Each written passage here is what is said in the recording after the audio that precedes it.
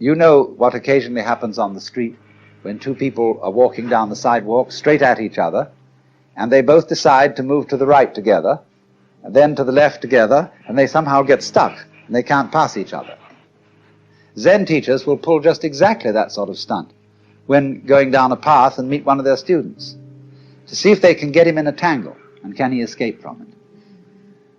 And you will find in everyday life that there is a very clear distinction between people who always seem to be self-possessed and people who are dithering and nervous and don't quite know how to react in any given situation, always getting embarrassed because they have their life too strongly programmed.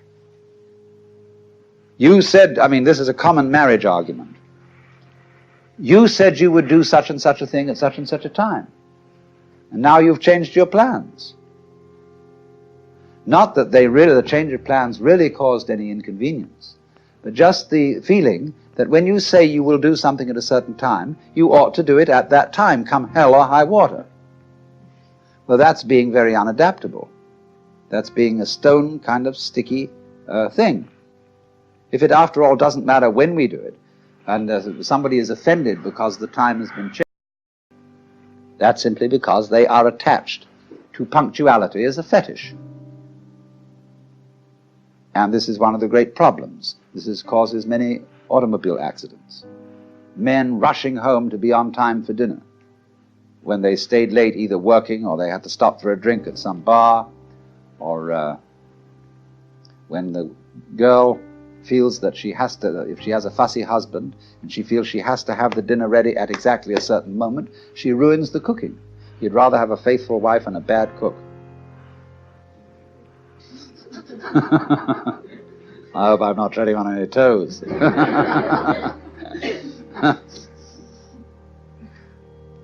So, you see, we spend an awful lot of energy trying to make our lives fit images of what life is or should be, which they could never possibly fit. So, Zen practice is in getting rid of these images. But it's so explosive socially to do that, and it so worries people.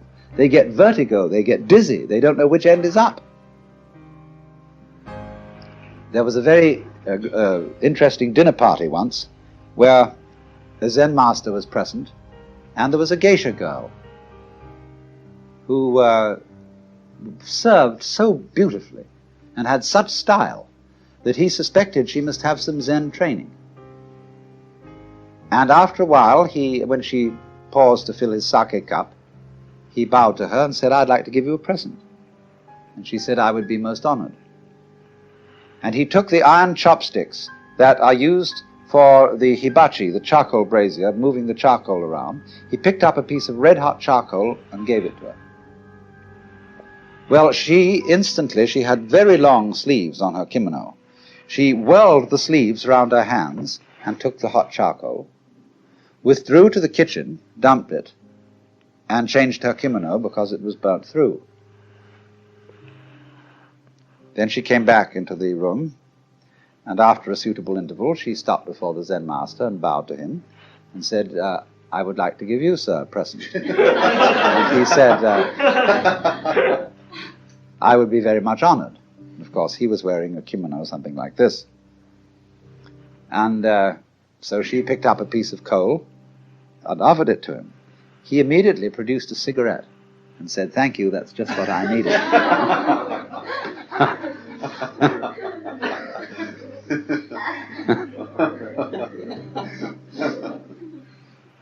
Now, you know, in the same way that we have this in our culture, certain people who are comedians,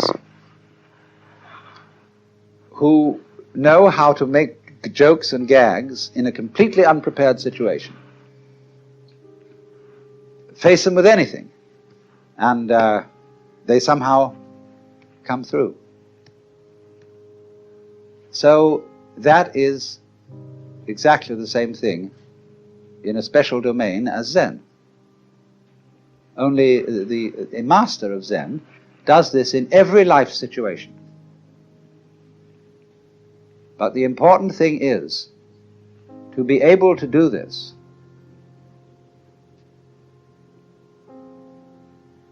This is the secret.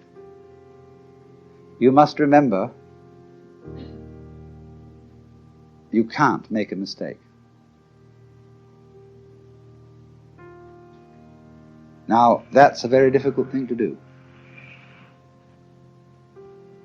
because from childhood up, we have had to conform to a certain social game. And if you're going to conform to this game, you can make mistakes, or not make mistakes. And so, this thing has gone into us all the time. You must do the right thing. There's certain conduct appropriate here, there's certain conduct appropriate there. And that sticks in us, and gives us a double self all our lives long, because we never grow up. Now, I only say, if that game begins to bore you, and it begins to trouble you and give you ulcers and all kinds of things, then you raise the problem of getting out of it. And therefore you start to become interested in things like Zen. That is simply a symptom of your growing in a certain direction, where you are tired of playing a certain kind of game. You are as naturally flowing in another direction as if a tree were putting out a new branch. So because you say, oh well, we people are interested in higher things, you see, that depends still on the differentiation of rank between the superior and the inferior people. But when you begin to see through that and grow out of that, you don't think anymore of this superior and inferior classification. You don't think we are spiritual people who attend to higher things as distinct from these morons who are only interested in beer and television. This is simply our particular form of life.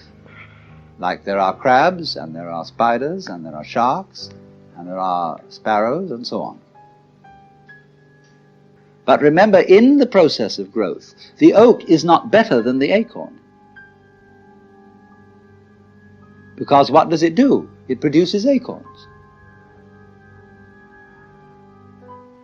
Or you could say, just like I sometimes love to say, that a chicken is one egg's way of becoming others. So an oak is an acorn's way of becoming other acorns. Where is the point of superiority? The first verse of that poem I just quoted, first verse is, in the landscape of spring there is nothing superior and nothing inferior. The flowering branches are naturally some short, some long.